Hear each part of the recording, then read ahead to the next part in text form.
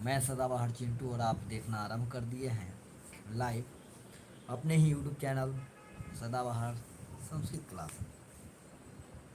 आशा करता हूँ कि मेरी आवाज़ आप लोगों तक पहुँच पा रही होगी। यदि मेरी आवाज़ आप लोगों तक पहुँच पा रही है तो कृपया एक बार कमेंट कर बताने का प्रयास करेंगे, जिससे वर्ग को आगे आरंभ किया जाए। ठीक है, तो जितने लोग जुड़ गए हैं कृपया एक बार लिंक को शेयर कर दें ताकि आपके मित्रों के पास पहुंच जाए। उसके बाद हम लोग आगे बढ़ेंगे। ठीक है, आवाज़ स्पष्ट है, आवाज़ स्पष्ट, बहुत बढ़िया। तो आराम करेंगे, थोड़ा सा प्रतीक्षा कर लेता हूँ 2 मिनट, तब तक सभी लोग आ जाएंगे।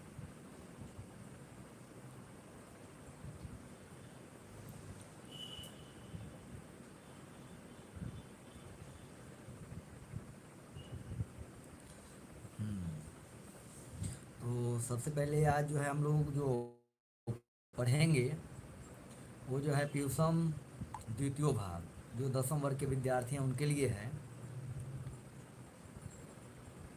जो लोग 10वीं में हैं गए हैं उनके लिए है, और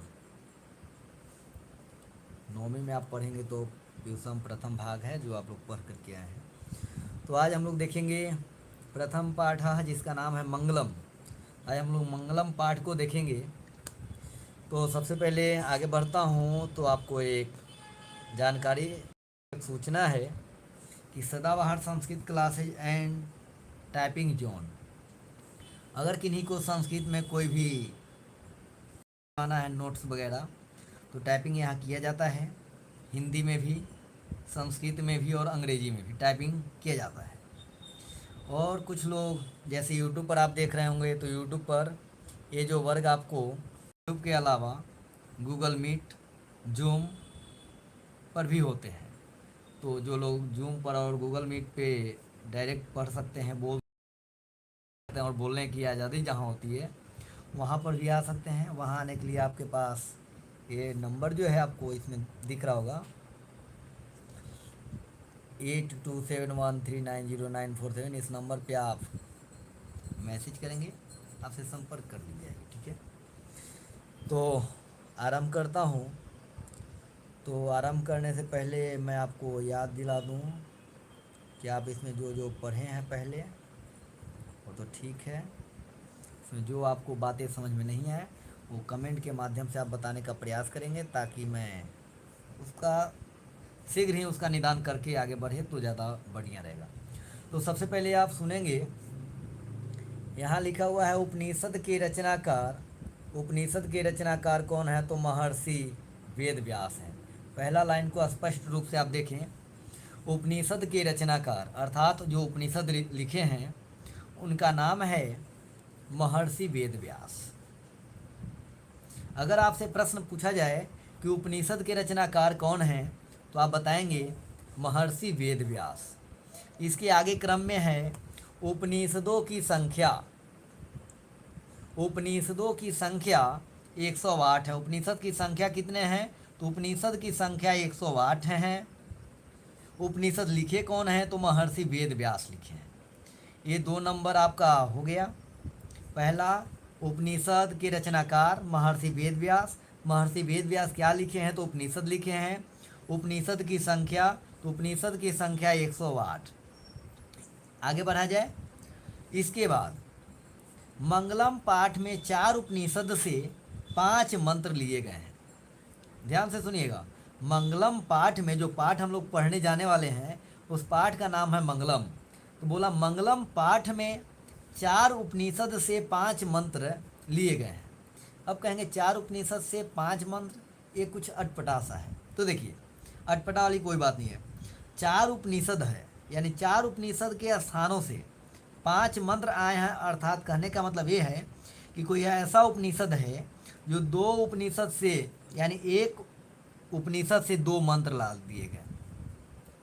2 उपनिषद का जो मंत्र है ना वो एक ही उपनिषद से दोनों लाया गया। जैसे पहला मानिए ईसावास से है, दूसरा जो है कठोप से है, तीसरा और चौथा जो है मुंडकोप से है। ठीक है, इस प्रकार से है। तो आगे देखते हैं, यानी 4 उपनिषद से, कितने उपनिषद से मंत्र लिए गए? तो 4 उपनिषद से।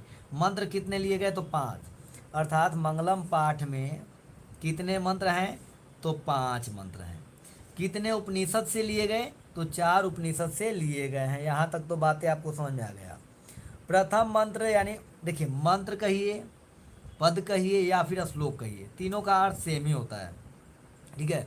तो कहा प्रथम मंत्र क्या है? तो ईशावास उपनिषद, द्वितीय श्लोक कठोप उपनिषद, तृतीय श्लोक मुंडकोप उपनिषद, चतुर्थ श्लोक जो है भी मुंडकोप से लिया गया, और पंचम श्लोक श्वेताश्वतर उपनिषद से लिया गया है। यानी ये सभी जहाँ जहाँ से जिस उपनिषद को उठाया गया उस सभी का नाम आपको मिल गए। अब यहाँ पर कोई कन्फ्यूजन है तो आप बताइए कि किन्हीं को कोई कन्फ्यूजन है, डाउट है तो देखा जाए। किन्हीं को कोई डाउट? हाँ, किन्हीं को कुछ भी डाउट हो तो आप सीधे पूछने का प्रयास करेंगे, ताकि मैं यहाँ देख करके आपको बता दूँ। ठीक है। इसके बाद कहा गया कि पद्यात्मक रूप में है जितने भी यहाँ मंत्र हैं। तो हमने क्या बोला? मंत्र कहिए, श्लोक कहिए या पद कहिए, तीनों का मतलब सेम समझना है कि तीनों एक ही है। तो पद्यात्मक रूप में है, यानी कि पद में है। और कहता है कि वैदिक साहित्य में विशुद्ध आध्यात्मिक ग्रंथों के रूप में उपनिषदों का महत्व है। इन्हें पढ़ने से परम सत्ता के प्रति श्रद्धा उत्पन्न होती है और सत्य के अन्वेषण की प्रवृत्ति होती है तथा आध्यात्मिक खोज की उत्सुकता भी होती है। उपनिषद ग्रंथ विभिन्न वेदों से संबंध है, यानी संबंधित है। यहाँ तक किन्हीं को कोई डाउट, किन्हीं को कोई समस्या है तो बताइए। आपका कमेंट देखा जा रहा है। चलिए, बहुत बढ़िया, आगे बढ़ा जाए। तो चलिए, अब जो है आपके जो पाठ्यक्रम किताबें हैं उस किताब में जिस प्रकार से संस्कृत लिखे गए हैं, उसके बाद कुछ हिंदी हिंदी तो नहीं है, वहाँ संस्कृत ही केवल है। तो उसी के जो है हिंदी करने का प्रयास किया गया है। बारीकी से समझें। और सबसे पहले मैं तो ये कहूँगा कि आप इसे उच्चारण करने का प्रयास करें। एक बार मैं उच्चारण कर देता हूँ। उपनिषदः वैदिक वाङ्मयस्य अन्तिमे भागे दर्शनशास्त्रस्य सिद्धान्तान् प्रकटयन्ति। सर्वत्र परम पुरुषस्य परमात्मनः महिमा प्रधानतया गीयते। तेन पर जगत व्याप्तम अनुशासन में चास्ती लिखा हुआ होगा, क्योंकि उसमें संधि की जाती है, इस वजह से आपको वहां चास्ती मिलेगा, यहाँ च अस्ति मिला। एवं सर्वेषां तपसां परमं लक्ष्यम अस्मिन् पाठे परमात्मपरा उपनिषदां पद्यात्मकाः पंचमंत्राः संकलिताः सन्ति। देखिए, इसके अर्थ जो है आपको यहाँ पर लिखे हुए हैं। क्या अर्थ लिखा हुआ है? कि उपनिषद वैदिक साहित्य के, क्या लिखा हुआ है?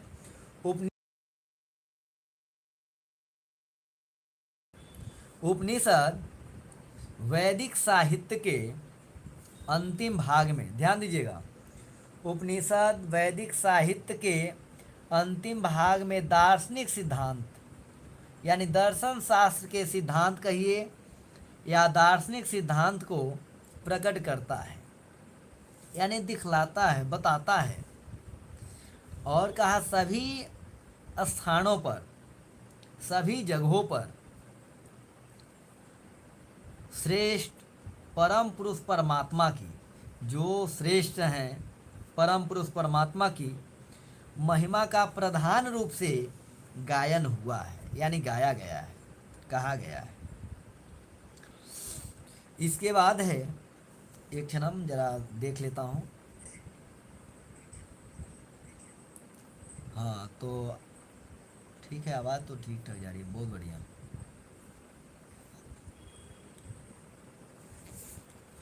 हाँ, तो उसी परमात्मा से जिस परमात्मा की महिमा का गायन हुआ है, कहता है उन्हीं, यानी उसी परमात्मा से यह सारा संसार, यह जगत, सारा जगत संसार परिपूर्ण, यानी भरा पड़ा और अनुशासित है। सबो तपस्या का लक्ष्य उसी को प्राप्त करना है। यानी तपस्या करते, जैसे हम लोग पढ़ते हैं तो परीक्षा में अच्छे अंक आए, ये हमारा लक्ष्य होता है। हम लोग बातों को समझ पाएँ, ये बात कहीं पर मैं बोल पाऊँ, ये हमारा लक्ष्य होता है। तो सभी तपस्या का लक्ष्य क्या है? उसी को प्राप्त करना। और इसके बाद कहा इस पाठ में, उस परमात्मा की प्राप्ति हेतु, परमात्मा को प्राप्त करने हेतु उपनिषद के 5 मंत्र श्लोक के रूप में संकलित हैं। यानी श्लोक के रूप में यहाँ हैं। यहाँ तक बातें आप लोगों को समझ में आ गए? आगे बढ़ा जाए तो 5 मंत्र श्लोक के रूप में संकलित हैं। यहाँ तक बातें स्पष्ट है ना? चलिए, बहुत बढ़िया। आइए, पहला श्लोक है, आपको स्क्रीन पर दिख रहा होगा पहला श्लोक। तो मैं पहले पढ़ता हूँ, उसके बाद आप लोग पढ़िएगा। हिरण्मयेन पात्रेण, क्या है? हिरण्मयेन पात्रेण सत्यस्य अपिहितम मुखम। देखिए, मैं तोड़ दिया हूँ। हिरण्मयेन पात्रेण सत्यस्य अपिहितम मुखम, सत्यस्य अपिहितम मुखम तत्वं पुसन नपावृणु। ध्यान दीजिएगा, तत्वं पुसन नपावृणु सत्य धर्माय दृष्टये, सत्य धर्माय दृष्टये। क्या बोला? सोने के पात्र से, ध्यान दीजिएगा, सोने के पात्र से सत्य का मुख ढका हुआ है, या सत्य का मुख ढका है। सोने के पात्र से सत्य का मुख ढका है। इसलिए हे प्रभु, सत्य धर्म की प्राप्ति के लिए, सत्य धर्म को जानने के लिए उस आवरण को हटा दो। आप ऐसे याद कर लीजिए, सोने के पात्र से सत्य का मुख ढका है, इसलिए हे प्रभु उस आवरण को हटा दो, ताकि सत्य और धर्म को जान सकूं, पहचान सकूं, देख सकूं, समझ सकूं। यहाँ तक बातें आप सब लोगों को समझ में आ रही है? तो आगे बढ़ा जाए। ठीक है, एक एक सेकंड। हाँ तो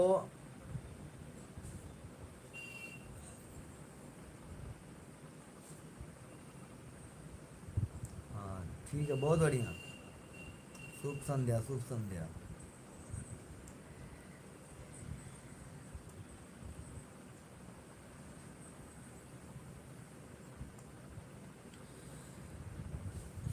तो क्या बोले, यहाँ तक हो गए। अब इसकी व्याख्या कुछ कर दी गई है।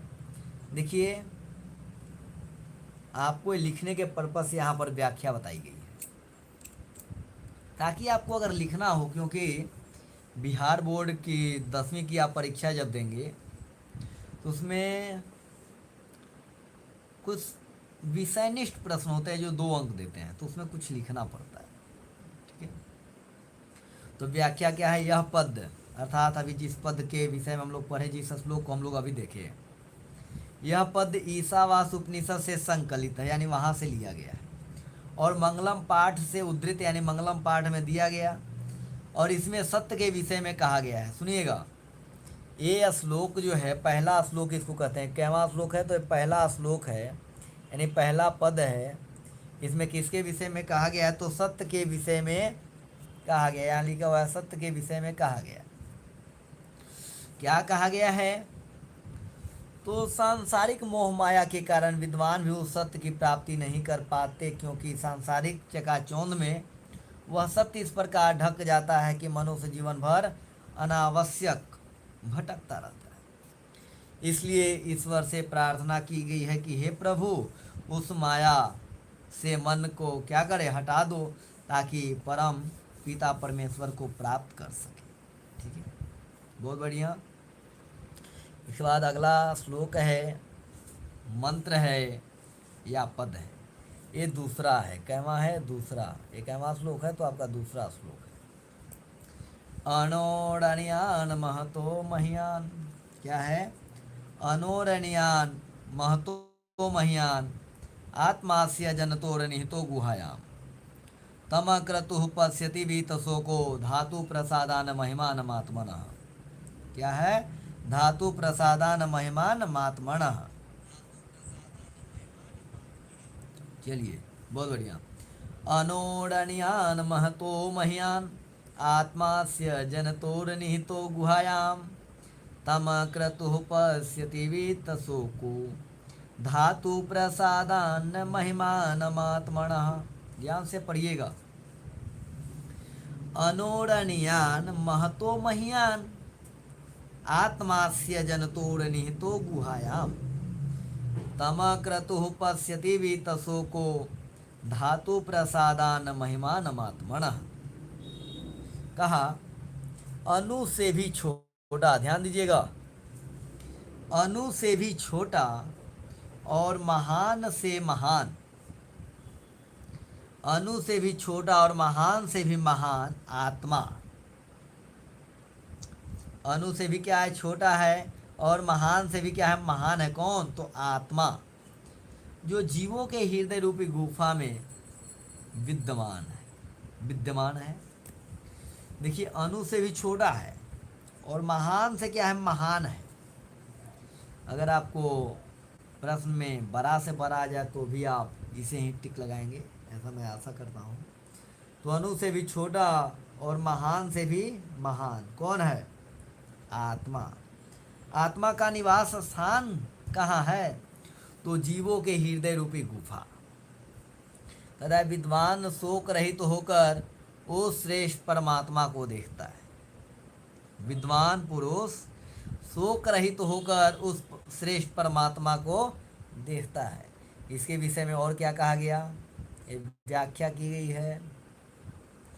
यह पद जो है कठोप उपनिषद से संकलित है, मंगलम पाठ में उद्धृत है, अर्थात दिया गया है। इसमें आत्मा के स्वरूप के विषय में चर्चा हुई। इसमें किसके स्वरूप? तो आत्मा के स्वरूप तथा उसके निवास स्थान के विषय में बताया गया है। यहाँ विद्वानों का कहना है कि आत्मा मनुष्य के हृदय रूपी गुफा में सूक्ष्म से भी सूक्ष्म है तथा महान से भी क्या है? महान रूप में विद्यमान है। विद्यमान का मतलब वहाँ होना। जब जीव सांसारिक मोह माया का त्याग कर हृदय में स्थित आत्मा से साक्षात्कार करता है, आत्मा से मिलन करता है, साक्षात्कार का मतलब होता है इंटरव्यू आप जो कहते हैं, तब उसी आत्मा महान परमात्मा में मिल जाती है और जीव के सारे सांसारिक बंधनों से मुक्त हो जाता है। जीव जो है सारे सांसारिक बंधनों से मुक्त हो जाते हैं।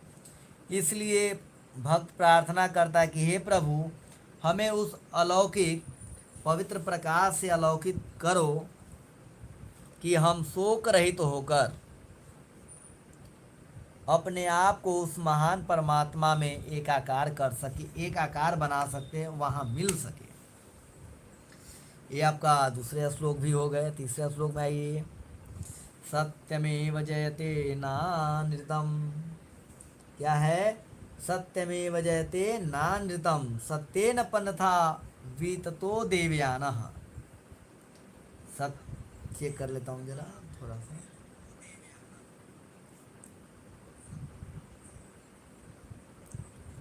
हाँ, क्या है? तो कहता है सत्यमेव जयते नानृतम सत्येन पन्था विततो देवयानः येनाक्रमन्त्य ऋषियो ह्याप्त कामा। ध्यान दीजिएगा, येनाक्रमन्त्य ऋषियो ह्याप्त कामा यत्र तत्य सत्यस्य परम निधानम। यत्र तत्य सत्यस्य परम निधानम। कहता है कि सत्य की जीत होती है। किसकी जीत होती है? तो सत्य की जीत होती है, असत्य की नहीं। सत्य की जीत होती है, असत्य की जीत नहीं होती है। और सत्य से ही देवलोक क्षमता।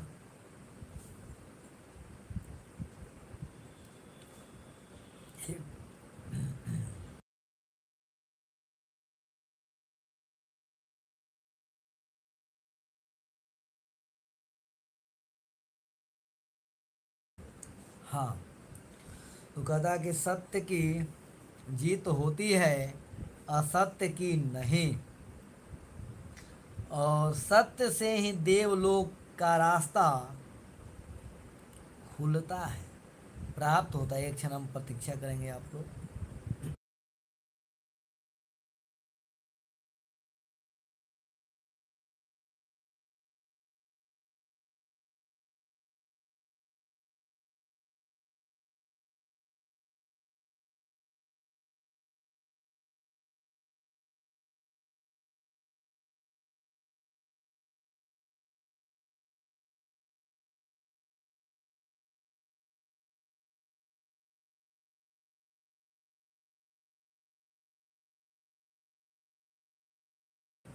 हाँ, तो बोल रहे थे सत्य की जीत होती है, असत्य की नहीं।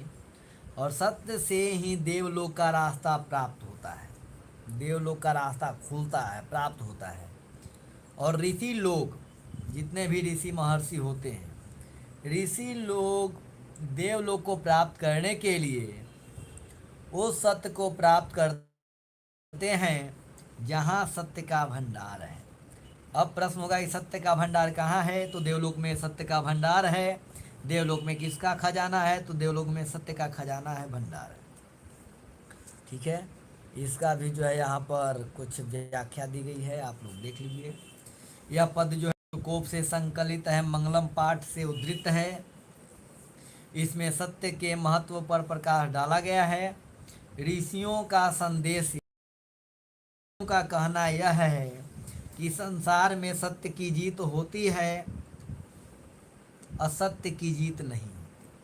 तात्पर्य यह है कि ईश्वर की प्राप्ति सत्य की आराधना से होती है, न कि सांसारिक विषय वासनाओं में डूबे रहने से होती है।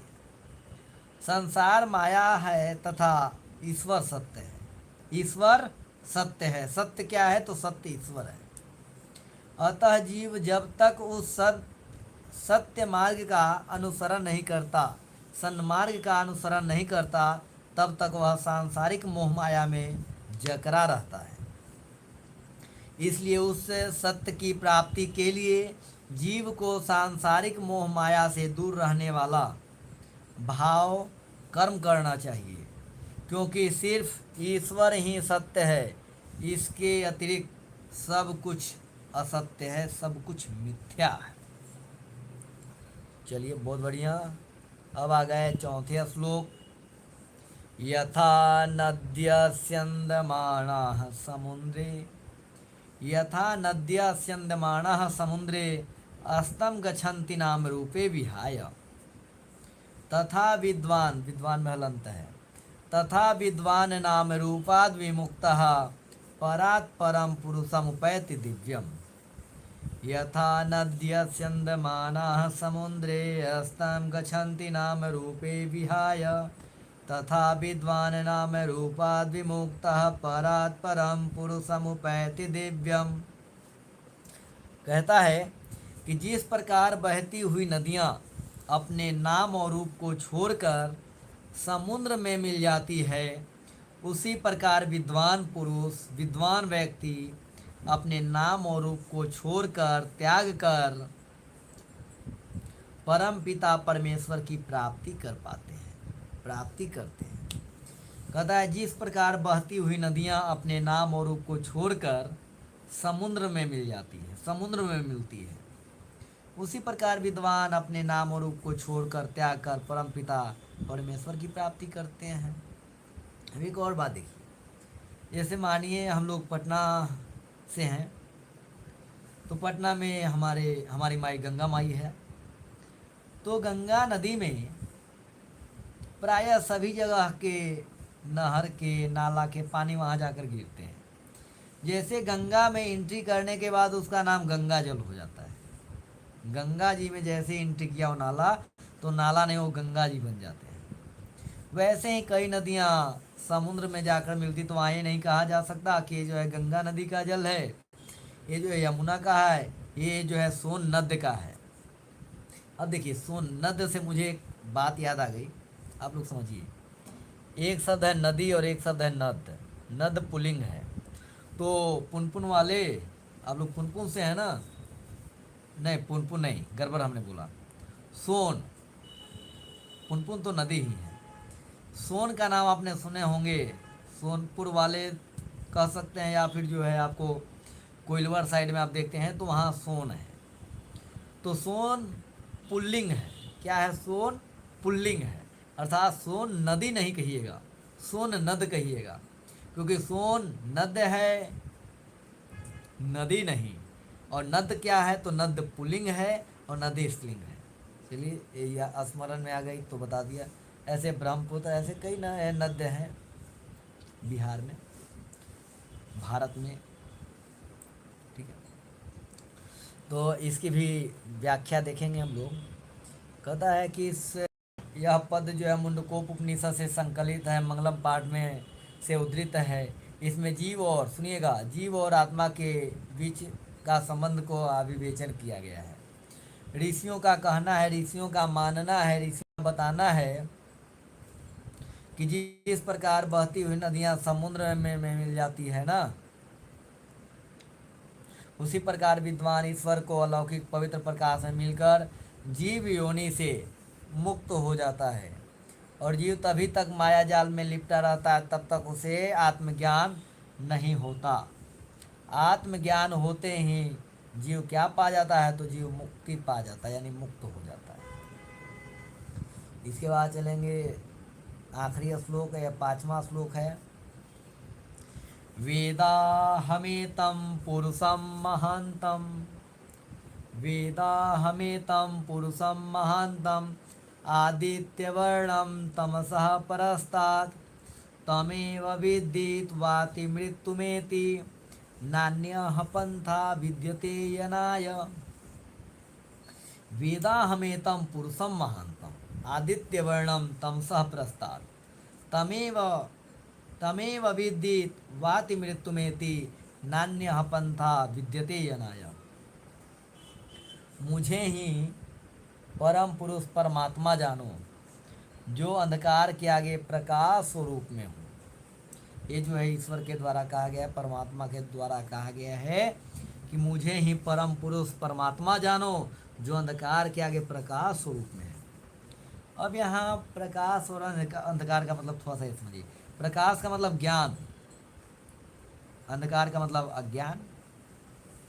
तो कहता है कि अंधकार के आगे प्रकाश स्वरूप में हो और उसी को जानकर मृत्यु को प्राप्त किया जा सकता है।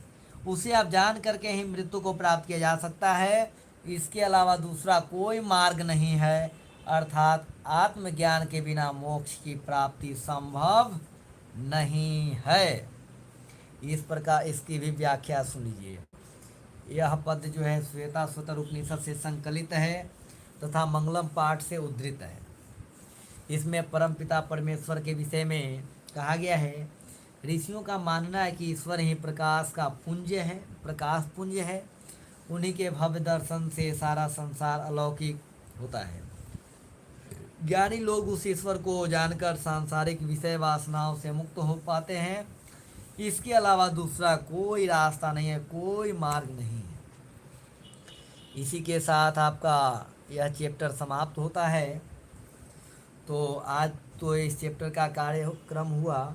अगले दिन हम लोग इसका प्रश्नोत्तर रखेंगे, ठीक है। अगले दिन इसका प्रश्नोत्तर चलेगा, जिसमें वैकल्पिक प्रश्न है, यानी विकल्प वाले नहीं हैं, ऑब्जेक्टिव हैं लेकिन विकल्प वाले नहीं हैं। इस प्रकार से आपको मिलेंगे तो बनाएंगे हम लोग। इसके बाद ये सूचना एक बार फिर से मैं आपको दे दूं कि जो लोग यूट्यूब पर देख रहे हैं, यूट्यूब पर अभी लाइव हैं, वो देखिए सदाबहार संस्कृत क्लासेज टाइपिंग जोन आया है, यानी कि टाइपिंग कर आपको नोट्स संस्कृत हो, हिंदी हो तथा अंग्रेजी टाइपिंग के लिए आप संपर्क कर सकते हैं, आपको टाइपिंग की जाती है। हमारा बोलता हुआ नंबर है 8271390947। अगर हिंदी में बात करें तो 8271390947 ये नंबर हुआ। इस पर आप बातें कर सकते हैं। और इसके साथ ही साथ आप ये जानिए कि ये वर्ग जैसे यूट्यूब पर लाइव चलते हैं, वैसे गूगल मीट, जूम पर भी लाइव चलते हैं। वहाँ आप बोल करके पूछ सकते हैं। यहाँ टाइपिंग करके आपको पूछना होता है, वहाँ बोलकर आपको पूछना होता है, बोलना होता है। तो आशा करता हूँ कि आपको बातें समझ में आ रही होगी। तो आप वहाँ ज्वाइन कर सकते हैं। वहाँ ज्वाइन करने के लिए कुछ नहीं, आप इस नंबर पे आप मैसेज करेंगे, अपना क्लास और वर्ग अपना नाम और वर्ग बताएंगे, आपसे बात कर ली जाएगी। ठीक है, और मिलते हैं अगले एपिसोड में, अगले प्रकरण में। अगर किसी को कुछ पूछना है तो पूछिए। हाँ, ये जो है गूगल मीट के में अगर आपको आना होगा तो ऐसे इस प्रकार का एक ऐप आपको डाउनलोड करेगा। प्रायः सभी लोगों के पास गूगल मीट होता है, जूम होता है, उस पर आप आइए और आपको बारीकी से वहाँ पर भी होते हैं। ठीक है, तो आज यहीं पर विराम देते हैं। मिलते हैं अगले एपिसोड में, अगले प्रकरण में। तब तक के लिए नमः संस्कृताय, शुभ रात्रि, जय तु संस्कृतम, जय तु भारतम।